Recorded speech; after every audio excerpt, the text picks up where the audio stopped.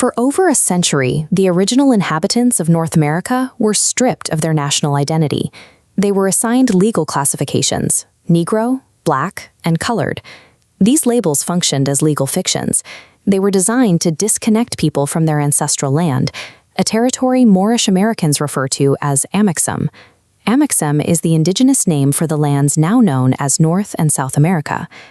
In 1913, Prophet Noble Drew Ali emerged as the catalyst for a solution to this crisis of identity. He wore the traditional headwear and sash as public symbols of a reclaimed status. He introduced a revolutionary act of reclamation. By adopting the noble indigenous surnames El and Bey, followers formally asserted their nationality and stepped out from under the old labels. Reclaiming the name was a required first step toward returning to divine principles. However, a noble title cannot sustain a people without a structure to support it. A noble title carries no practical weight if it is not tied to a physical domain or a functioning community. This illustrates the core requirement of sovereignty. The crown, or the title, must lock into a heavy foundation, the estate. The estate is the tangible manifestation of sovereignty required to operate in the affairs of men. True independence requires a Moorish American to master the duties of estate stewardship. The estate is both the moral discipline of the individual and the physical management of the collective. Transitioning from a theoretical sovereign to a practical governor means learning the actionable organizational skills required to build a self-sustaining nation. Before any physical land can be governed, a person must establish the moral estate. This is the foundational mindset and spiritual discipline required for self-governance. The Circle 7 Quran, the primary religious text for Moors, dictates a duty of uplift. This requires rejecting a slave mentality and honoring the ancestral heritage of the forefathers. Adherents operate under 5 divine principles: love, truth, peace, freedom, and justice. This spiritual framework creates the internal order necessary to manage a community. Without this rigid moral architecture supporting the citizens from the inside, a physical nation simply lacks the cohesion to survive. The focus then shifts to the physical estate. This work is driven by a need for tangible economic security and self-reliance. The first pillar is land and agriculture, the capacity to feed their own people.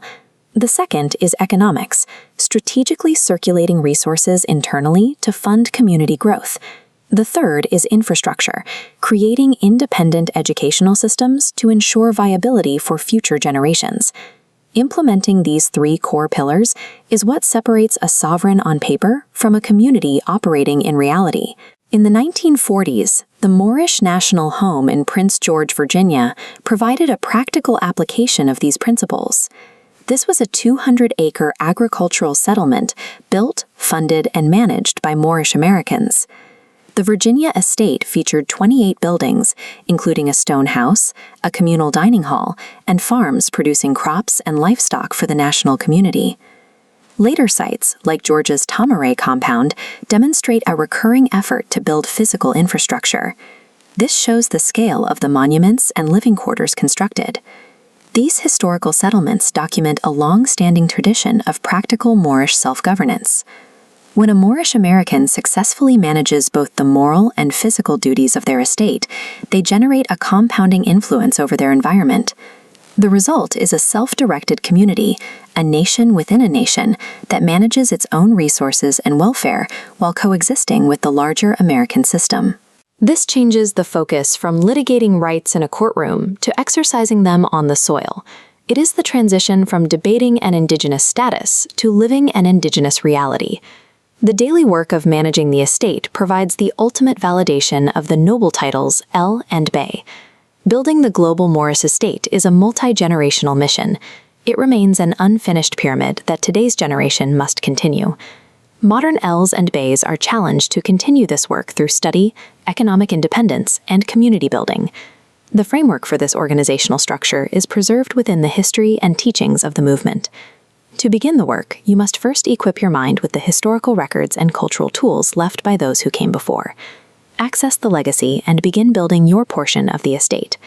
Visit califamedia.com to find the resources to know thyself and take your place today.